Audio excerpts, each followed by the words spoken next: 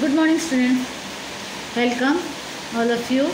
Today we are going to start lesson number 1.1 of Unit 1, where the mind is without fear. Okay, where the mind is without fear मतलब आपके दिमाग में कोई डर नहीं, कोई fear नहीं, nothing fear you are having. Your mind is very free, enjoying everything over there. This is form of questions are given here. We have to pair it all. Humanism, patriotism, internationalism, liberalism, environmentalism. Okay. Humanism means you have to pair the things with the things. So what is that? Humanism is the rationalistic outlook towards humans rather than a divine or a supernatural one. Patriotism is that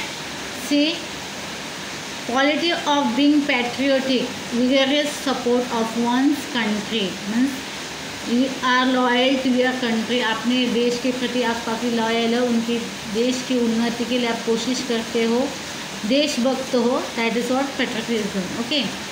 In internationalism, that is state of process of being international. Liberalism is that holding liberal views. Environmentalism is concern about the action aimed of protecting the environment. Environment को protect करने वाले environmentalism बोल सकते हैं हम उनको, जो environment को concerned है. They are concerned about the environment and the action according to the and protecting the environment. Okay. Now let's start with this poem, Where the Mind is Without Fear. This poem is written by Rabindranath Tagore. He was born at 1816 and died on 1941. Okay, was the author of the Gitanjali and its profoundly sensitive, fresh and beautiful verse. Okay, he is the author of the Gitanjali book. Gitanjali book जो लिखा है, that is written by Rabindranath Tagore. He was a profoundly sensitive, fresh and beautiful verse. He began the first non-European to. He was the first non-European to win the Nobel Prize in Literature. That is in 1913. मतलब बाकी सारे जो लोग थे who won the Nobel Prize were European people, not an Indian. But he was the first Indian to win the Nobel Prize in Literature. This poem is one of the vastly read and discussed poems. It was originally composed in Bengali and later he himself translated it into English. Okay, this poem was vastly read and discussed poem. मतलब it was such a well known and this poem was well discussed by many of the people. And it was originally composed or written in Bengali. Later he himself translated it in English.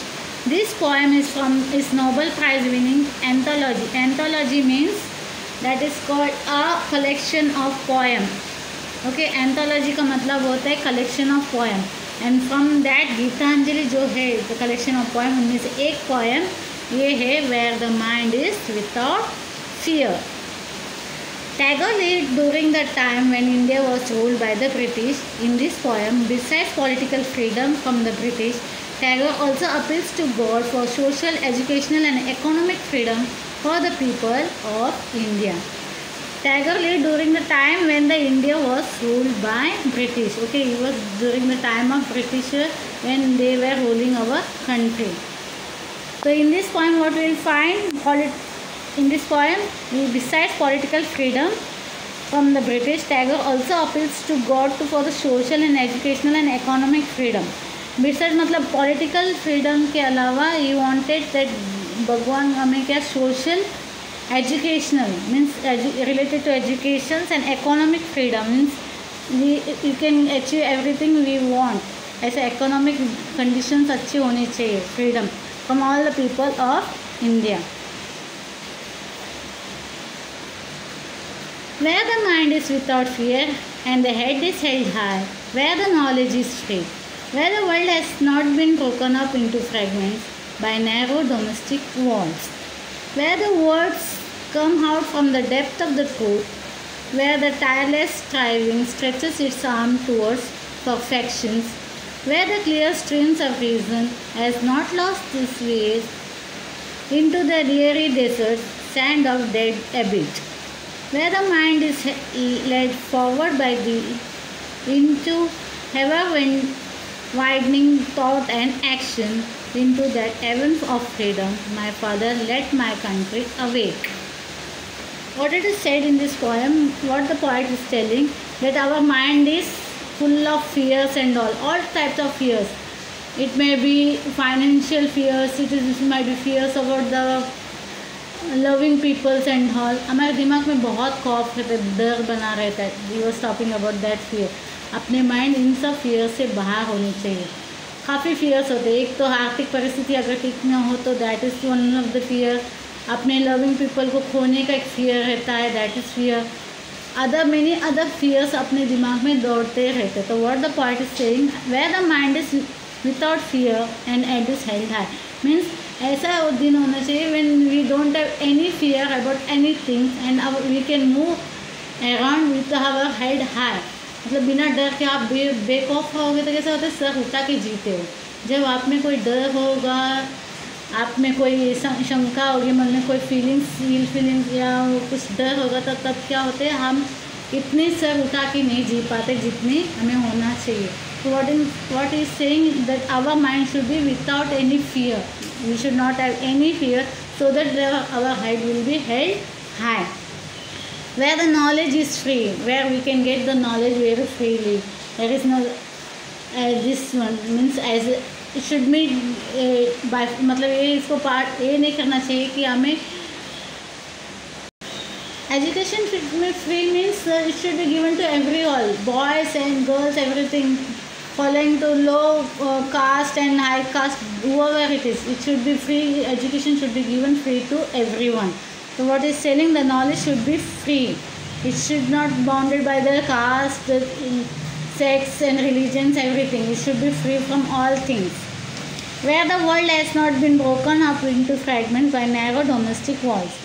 Where the world has not been broken, मतलब हमारे दुनिया में क्या है, बहुत सारी चीज़ें हैं.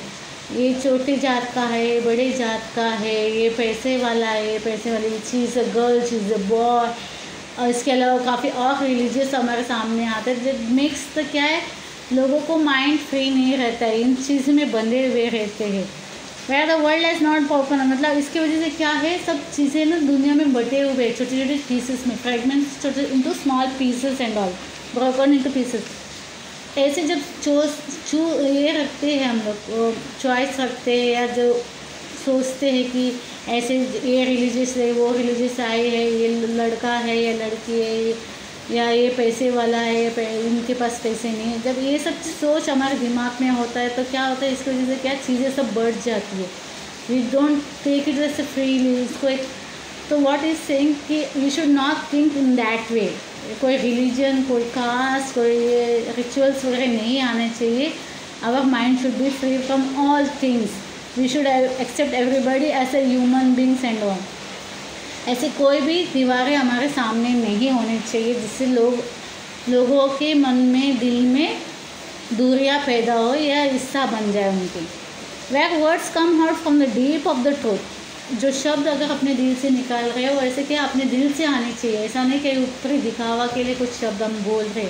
It should deeply come out of your heart. इसमें सच्चाई होनी चाहिए, गहराई होनी चाहिए सच्चाई की.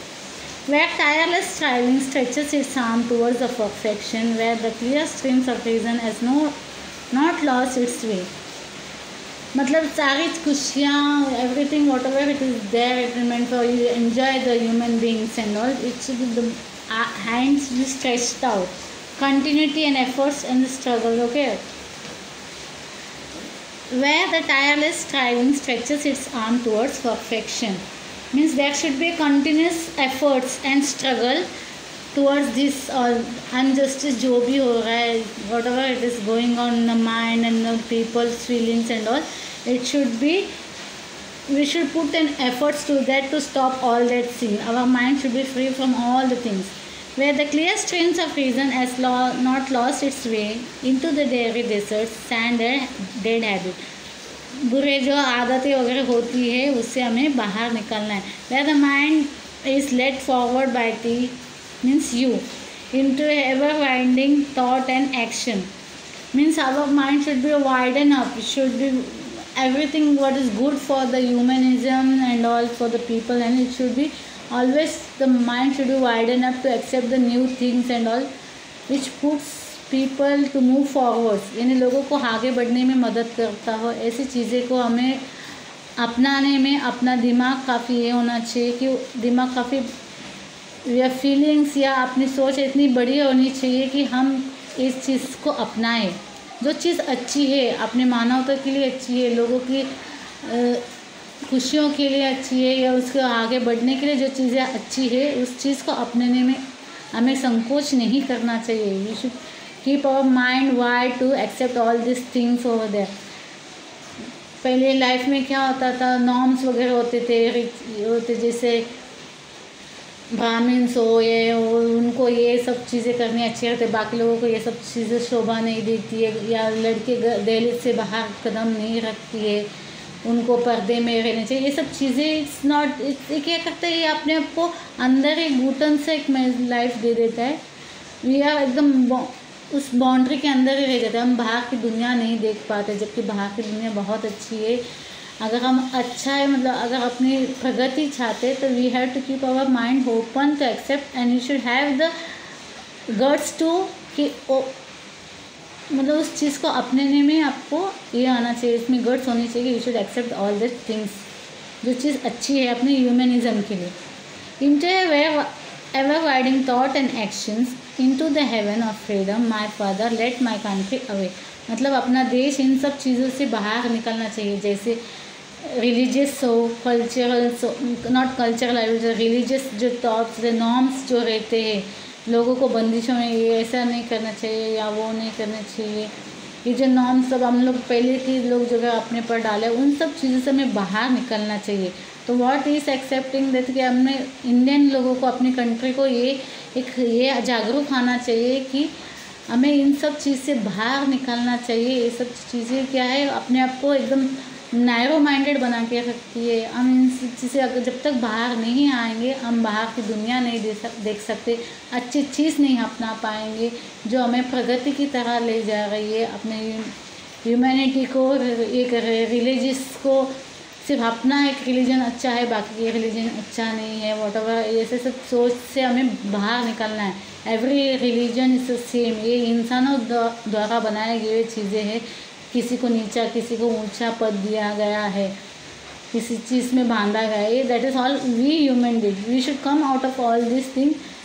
इससे क्या लोगों की प्रगति होगी, हर एक इंसान अपने लाइफ को बेटर कर सकता है। ये सोच हमें हमें बाहर निकलना है ताकि हम अपनी ज़िंदगी में आगे बढ़ना चाहते हैं या सर ऊंचा उठा के जीना चाहते।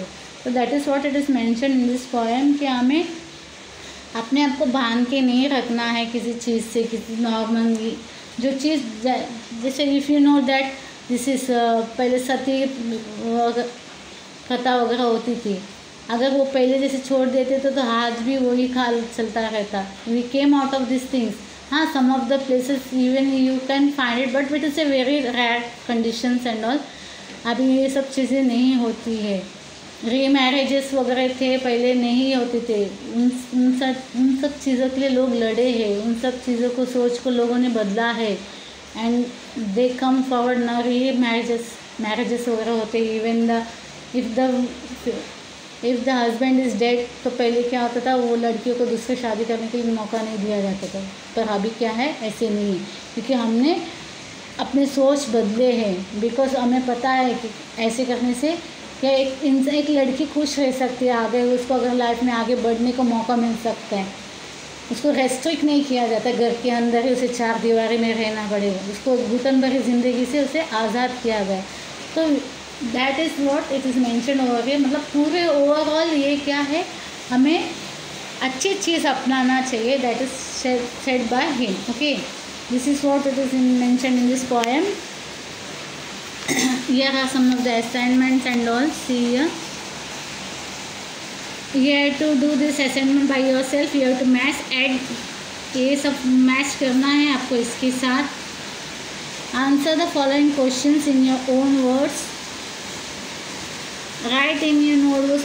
Some of the assignment will be given to you. You have to solve it in your notebooks and send the photo in your WhatsApp group. Okay. Don't neglect notes. Notes आपको लिखना है, आपको बताया जाएगा कौन से नोट्स लिखने हैं. You have to do all the notes and shown to the teacher. It is mention in your this also group कि आपको सारे नोट्स जो आपने कंप्लीट किए हैं जूम लेक्चर्स में, जो लेसन्स आपके हो चुके उन सब लेसन्स के हमें नोट्स दिखाने हैं यहाँ आके स्कूल में 24 जुलाई को.